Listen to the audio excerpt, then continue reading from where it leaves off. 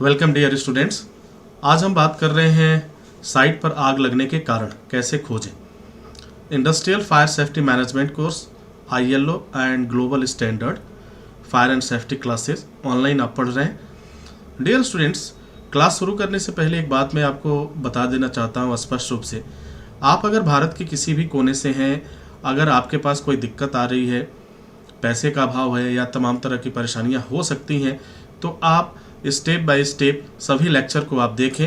अब जब आपको ऐसा लगे कि लगभग सारी चीज़ें मेरी तैयार हो गई हैं, तो आप SST इंस्टीट्यूट में एक प्रोफेशनल एग्ज़ाम दे सकते हैं और उस प्रोफेशनल एग्ज़ाम में पैसे आपके बहुत कम लगते हैं, जिसके वजह से आप सर्टिफिकेट भी आपके पास हो जाएगा और आप एक बेहतर जॉब भी कर पाएंगे। ये उन लोगों के लिए है जो किसी न किसी अभाव का सामना कर रहे हैं।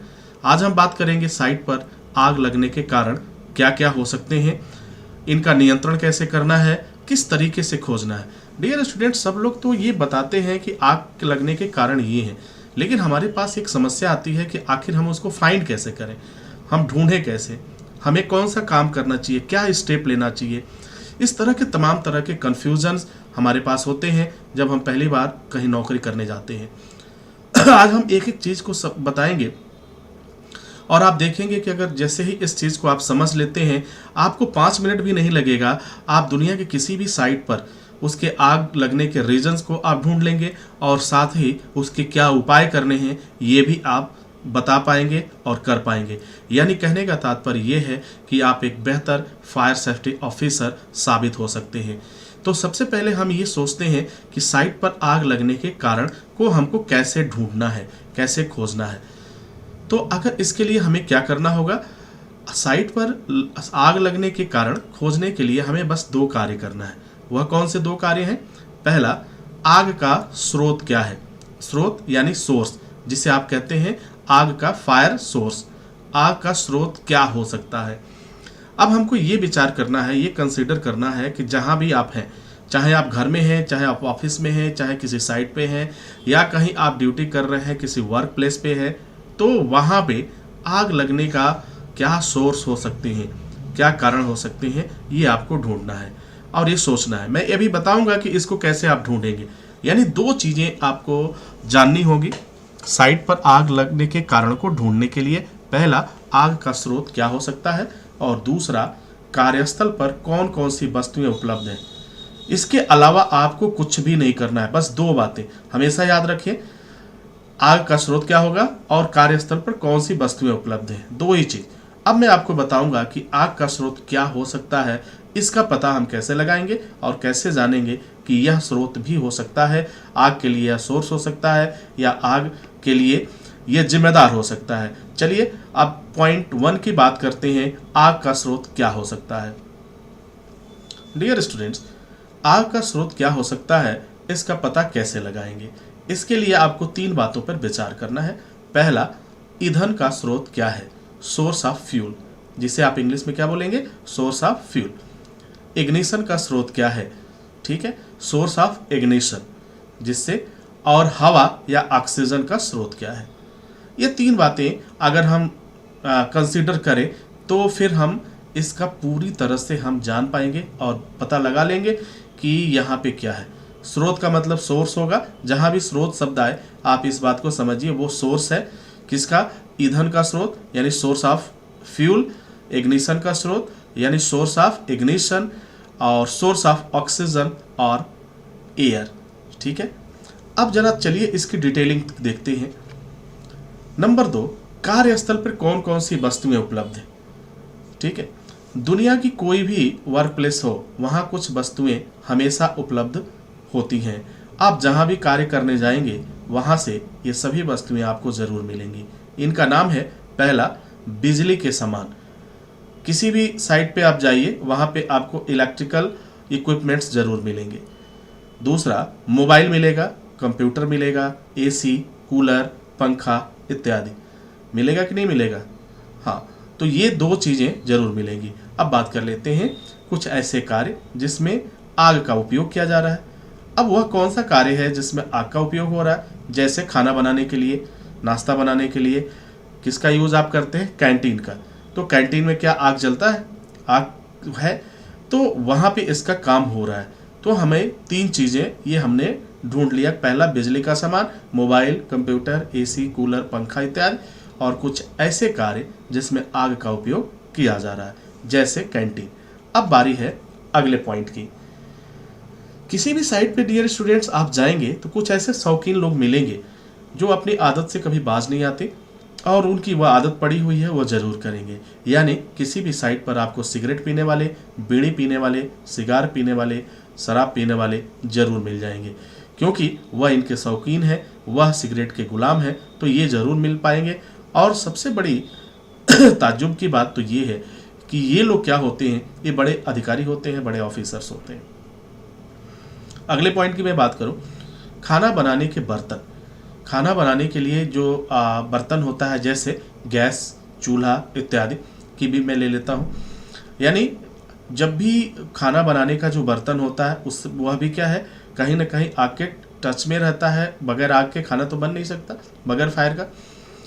अब हमें देखना है वे उपकरण जो गर्मी प्रदान करते हैं। जैसे अब गर्मी प्रदान करते हैं उपकरण यानी अप्लायंस, ठीक है, ये कौन से होंगे? जैसे electric cooker, heater, geyser, warmer, high voltage lamp इत्यादि। डियर स्टूडेंट, जहाँ भी आप जाएंगे वहाँ पे आपको कुछ ना कुछ चीज़ें ज़रूर मिलेंगी।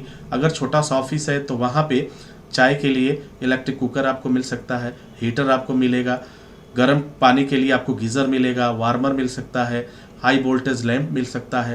तो ये उपकरण जो गर्मी प्रदान करते हैं, यानी गर्मी प्रदान करने वाले उपकरण कह सकते हैं, इक्विपमेंट कह सकते हैं। अब बारी है नंबर 7 की, खराब रख रखाव। जैसे खाना बनाने वाला गैस, पेपर, डीजल, पेट्रोल, जलने वाले केमिकल जैसे स्प्रिट इत्यादि को एक साथ रखा गया हो, तो यह भी एक कारण बनेगा। मैं आगे बताऊंगा कि ये सब, इन जिन बातों पर मैं चर्चा कर रहा हूँ, ये दुनिया का कोई भी फायर सेफ्टी ऑफिसर अगर वह बेहतर काम करता है तो इस तरीके से ज़रूर सोचता है और तमाम बातों पर कंसीडर करता है, और फिर उससे कोई चूक नहीं होती है, कोई भूल या गलती नहीं होती है। अब हम बात कर लेते हैं अगले पॉइंट की। मशीन चलने से चिंगारी निकलना। किसी भी साइट पर या वर्क प्लेस पे आप जाएंगे तो वहाँ पे कुछ मशीनें होंगी जो कंटिन्यू चलती हैं। जैसे कंटिन्यू चलने वाली मशीन हम बात कर लेते हैं, हाई पावर जनरेटर हो गया। जनरेटर से देखा होगा आपने कि लगातार चलते रहने से उसके साइलेंसर से आप बहुत ज़्यादा चिंगारियाँ देखते हैं जो निकलता है। टरबाइन है, हैवी ड्यूटी प्लांट। जैसे मैं अगर बात करूं स्टोन क्रशर मशीन की, तो स्टोन क्रशर मशीन जो होता है वह भी लंबे समय तक अगर चलता है तो वहाँ से भी चिंगारियाँ निकलती हैं, क्योंकि वहाँ पे एक तरह का घर्षण होता है और उस घर्षण से चिंगारियाँ निकलनी शुरू हो जाती हैं। अब हम बात करते हैं अगले पॉइंट की, केमिकल रिएक्शन, जिसे आप रासायनिक अभिक्रिया भी कह सकते हैं। जैसे सॉल्वेंट और ऑयल आपस में क्रिया करके आग के कारण के साथ साथ विस्फोट के कारण भी बनेंगे। यानी अगर केमिकल रिएक्शन हुआ, सॉल्वेंट, ऑयल या कोई ऐसा पदार्थ, कोई ऐसा अभिक्रियाशील पदार्थ जो किसी भी पदार्थ के संपर्क में आने से आग उत्पन्न कर सकता है। जैसे सॉल्वेंट और ऑयल की मैं बात कर लूँ एग्जाम्पल, दोनों एक पास है, रिएक्शन होगा और निश्चित रूप से आग पकड़ लेगा, और आग पकड़ने के बाद विस्फोट होने की भी पूरी पॉसिबिलिटीज बन जाती है। अब डियर स्टूडेंट, ये सारे 9 पॉइंट्स तो हमारे पास हो गए कि ये हमने ढूंढ लिया कि ये चीज़ें हैं, हमें इन्हीं पे काम करना है। इसके अलावा आपको किसी भी बात पे कंसिडर करने की आवश्यकता ही नहीं। अगर आप जब इन बातों को ढूंढ लिए, इन बातों को आपने जान लिया, तो निश्चित रूप से आप और भी बेहतर काम कर पाएंगे। अब इन सभी कारणों को लिखना कैसे है ये भी देख लेते हैं। अभी तो ये हमने सीखा। अब अगर आपको इसी को रिपोर्ट में बनाना हो, लिखना हो, तो आप कैसे लिखेंगे? तो लिखने का एक अपना अलग तरीका होता है। अब रिपोर्ट में तो आप इस तरीके से नहीं लिखेंगे, केमिकल रिएक्शन है, सॉल्वेंट है, ये तो मैं आपको पढ़ाने के लिए बता रहा हूँ, आपको लर्न करने के लिए, समझाने के लिए, ये सारे मैं आपको लिख के दे रहा हूँ आपको बताने के लिए। अब मैं बात करता हूँ इसको पॉइंट टू पॉइंट कैसे लिखना है जब भी आप एक फायर सेफ्टी ऑफिसर रिपोर्टिंग करेगा। क्योंकि आपका अगर सीनियर आपका कहा कि जाओ ये पता करके आओ क्या क्या कारण है, इसका इंस्पेक्शन करके आओ, ये पता करके आओ, तो आप एक रिपोर्ट तो बनाएंगे ना। ऐसा तो है नहीं कि आप आएंगे और फिर जा करके ओरल आप उससे कहना शुरू कर देंगे, मुँह ज़बानी शुरू कर देंगे, ऐसा तो बिल्कुल नहीं होगा। तो फिर अब लिखेंगे कैसे, ये चीज़ें देख लेते हैं कि इसको लिखने का तरीका क्या है। तो सबसे पहले आपको लिखना होगा जो चीज़ भी आपने फाइंड किया, तो सबसे पहले आपका हेडिंग क्या होगा, common cause of fire in work place. क्या होगा, common cause of fire in work place, यानी कार्यस्थल पर आग लगने के सामान्य कारण क्या क्या हो सकते हैं। अब उन पॉइंट्स को जो भी हम लोगों ने 9 पॉइंट डिस्कस किया था, वो 9 पॉइंट हम इसको इंग्लिश में इस तरीके से लिख देते हैं, और आई होप कि बहुत आसानी से आप भी लिख पाएंगे। जिसे अंग्रेजी आती है वो भी लिख पाएगा, नहीं आती है वो भी लिखेगा आराम से, कहीं कोई प्रॉब्लम नहीं होगा। तो पहला पॉइंट आप डालेंगे इसमें इलेक्ट्रिकल इक्विपमेंट। क्या होगा, पहला कारण क्या है, इलेक्ट्रिकल इक्विपमेंट। ठीक है, अगला पॉइंट होगा इग्निशन प्रेजेंट एट साइट। ठीक है, इग्निशन प्रेजेंट एट साइट या इग्निशन एट साइट भी लिख सकते हैं। अगला पॉइंट होगा हार्ट वर्क, हार्ट वर्क। अगला पॉइंट होगा स्मोकिंग। क्या होगा, स्मोकिंग। और अगला पॉइंट 5 नंबर का पॉइंट क्या हो जाएगा आपका, कुकिंग अप्लायंस। क्या लिखेंगे आप इसको, कुकिंग अप्लायंस। 6ठे नंबर का क्या होगा, हीटिंग अप्लायंस। और 7वें नंबर पे आप लिखेंगे अनसेफ स्टोरेज, खराब रख रखाव, अनसेफ स्टोरेज, मैकेनिकल हीट, और लास्ट में आता है केमिकल रिएक्शन। तो डियर स्टूडेंट्स, ये 9 पॉइंट्स हैं जो ये नॉर्मल कॉज हैं, एक सामान्य काज हैं, ये आग लगने के लिए जिम्मेदार होते हैं और इनके वजह से ही आग लगता है। अगर आपसे एक क्वेश्चन पूछा जाए कि भाई किसी भी वर्क प्लेस पे आग लगने के सामान्य कारणों को बताइए, तो आपको सीधा सा ये चीज़ें बता देनी है। ठीक है, अगर आपसे ये पूछा जाए कि सामान्य ये हाजार्ड्स के बारे में, उसी चीज़ को चेंज कर दिया जाए, तो जैसा कि आप जानते हैं दुनिया की हर एक चीज़ क्या होती है, हजार्ड है, अपने आप में हजार्ड्स है। लेकिन हजार्ड तब तक नुकसान नहीं पहुंचाता है जब तक उसके साथ इंटरेक्शन ना हो, जब आप उसके संपर्क में ना आए। तो आप इस तरह से भी बता सकते हैं, electrical equipment, ignition, hot work, smoking, cooking appliance, heating appliance, unsafe storage, mechanical heat and chemical reaction. ये 9 पॉइंट्स हैं, यही घूमता रहता है। और इस क्वेश्चन जो पूछे जाते हैं वो आपके अलग अलग तरह के क्वेश्चंस होते हैं, लेकिन जवाब लगभग एक जैसा ही होता है। अब हम बात कर लेते हैं कि ये तो हमने फाइंड आउट कर लिया, अगर हमें इसे कंट्रोल करना है तो क्या करेंगे, इसे नियंत्रित करने के लिए हम क्या करेंगे। तो डियर स्टूडेंट्स, किसी भी चीज़ को नियंत्रित करने के लिए हमारे पास कुछ सिस्टम होते हैं, कुछ उपाय होते हैं जिन्हें हमें करने होते हैं। हमें ये मालूम हो चुका है कि हमारे साइट पे, हमारे वर्क प्लेस पे ये 1 पॉइंट से लेकर 9 पॉइंट तक की चीज़ें अवेलेबल हैं, और ये नॉर्मली हर एक साइट पे अवेलेबल होंगी। आप किसी भी साइट पे आप जाइए, इनमें जो 9 पॉइंट मैंने यहाँ बताया, ये 9 पॉइंट ज़रूर आपको मिलेगा, इससे पीछा आपका नहीं छूटेगा। वर्क प्लेस की मैं बात छोड़ देता हूँ, यहाँ तक कि आप अपने घर में भी देखिए तो ये सारी चीज़ें मिलेंगी। जैसे बात कर लेते हैं इलेक्ट्रिकल इक्विपमेंट। आपके घर में इलेक्ट्रिकल इक्विपमेंट कितने हैं, ज़रा सोचिए। आपके घर में इग्निशन प्रेजेंट है कि नहीं है, ज़रूर है, ये भी सोचिए। क्या क्या इग्निशन है आपके घर में, बहुत सारी जगह है। आपके घर में गैस चूल्हा जलता ही जलता है, ठीक है, बिजली जलता ही जलता है। अब हार्ट वर्क होता है कि नहीं, हार्ट वर्क भी है, हार्ट वर्क भी हो रहा है, आग का काम तो हो ही रहा है, आपका काम हो रहा है। स्मोकिंग लगभग हर घरों में, कुछ लोग हैं, कहीं पे तो नहीं, लेकिन कुछ लोग जरूर, सिगरेट पीने वाले लोग जरूर मिल जाएंगे आपको। कुकिंग अप्लायंस, खाना बनाने का जो अप्लायंस है वो जरूर मिल जाएगा। हीटिंग अप्लायंस, इलेक्ट्रिक कुकर आपको मिल जाएगा और तमाम तरह की चीज़ें। अनसेफ स्टोरेज भी हो जाता है, एक छोटा सा है, उसी में हमने गैस सिलेंडर भी रख दिया, उसी में केमिकल भी रख दिया, उनमें सब चीज़, ये हम ध्यान नहीं देते हैं। मैकेनिकल हीट भी होता है।